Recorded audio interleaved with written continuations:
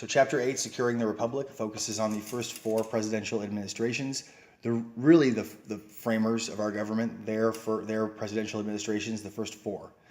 The 5th president, James Monroe, is usually considered one of the, quote, founding father presidents, unquote. But James Monroe was very young during the Revolution. He was in his early 20s, I believe. He was a soldier in the Revolution, and then he served Virginia under the Articles of Confederation, but definitely not as substantial during the Revolutionary period and during the constitutional debate as the first 4 presidents: Washington, Adams, Jefferson, and Madison. So let's look at Washington's administration. Really creates the executive branch, what it's going to look like. Also sets a precedent because after 2 terms in office, he retires, even though he likely would have won a 3rd term. Not wanting this position to look like a monarchy, like a lifetime position, like a king.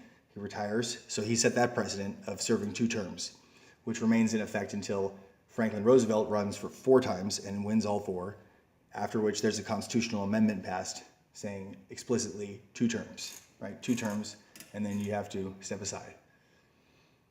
For Washington's presidency, which is mostly carried out in New York City and also Philadelphia and I believe Boston, but in New York City, according to the textbook, actually it says New York City exclusively, but I believe they rotated capitals. So George Washington does not actually ever serve as president in Washington, D.C., which is the capital named after him. But for his presidency, let's focus on his Secretary of the Treasury, this gentleman here. On which bill is this? Which dollar bill? The 1, the 5, it is the $10 bill, yes. Mr. Alexander Hamilton, Federalist, author of the bulk of the 80-plus Federalist Papers, probably the best-looking guy on the money we have. I know some of you might be Grover Cleveland fans. We'll leave that to posterity. But the fiscal policy of Alexander Hamilton is really, from an economic standpoint, what sets the tone for this new federal government. And new nations, in Hamilton's view, we need to grow, need to build infrastructure, need to do things that involve borrowing money. And so in order to borrow money, you need to establish credit. You establish credit by establishing debt and then paying that debt off.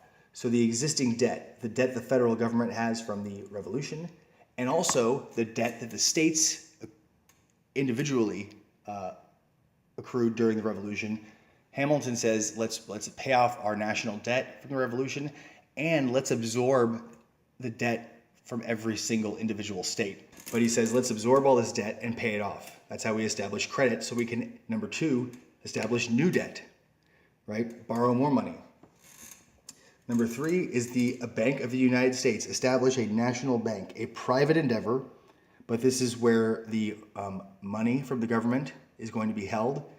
This is going to be one of the primary entities that loans the government money, right? Issues banknotes, currency, not in the same way we have now. There was very little currency back then, but generally speaking, just this the main financial entity of the federal government, even though it is a private endeavor. There's shareholders and whatnot. So you have pay off existing debt, establish new debt, establish a bank that can help to issue that new debt through loans, hold on to revenue, hold on to government money in the form of revenue. What's revenue? Taxes. How are we going to tax people? Hamilton says, tax producers of whiskey. Boo, right? And producers of whiskey, this is not Jim Beam, Jack Daniels. Companies that make alcohol don't necessarily exist back then. What this tax went towards were citizens who, many of them were small farmers. Washington actually distilled whiskey on Mount Vernon, but many of them are farmers, big and small. Many of them had farms that were not located very close to a marketplace, and they grew corn. And they would distill corn into barrels of whiskey, which would keep longer, it wouldn't spoil, because they weren't necessarily close to a marketplace. right? So a lot of times it was hard to keep track of this tax because there would be one person with a distillery, and all these different farmers in the area would bring excess crop, excess amounts of corn to them, and they would distill it. So it was hard to keep track of. But the idea is we're going to tax these people who make whiskey. This remains the primary source of revenue for the government, taxing alcohol, until the income tax is passed in the early 20th century. At a certain point, 70%, prior to the income tax, 70% of government revenue will come from taxing alcohol, taxing booze. And so there's a tax on whiskey producers, which are not companies. Remember, these are just farmers for the most part. Also, you build up manufacturing. You have a country that is mostly agrarian, mostly agricultural. You need to diversify your economy in Hamilton's eyes. You need to build up manufacturing. He wants to model the American economic system on what's going on in England, right? Manufacturing, industry, which does not exist really in America yet.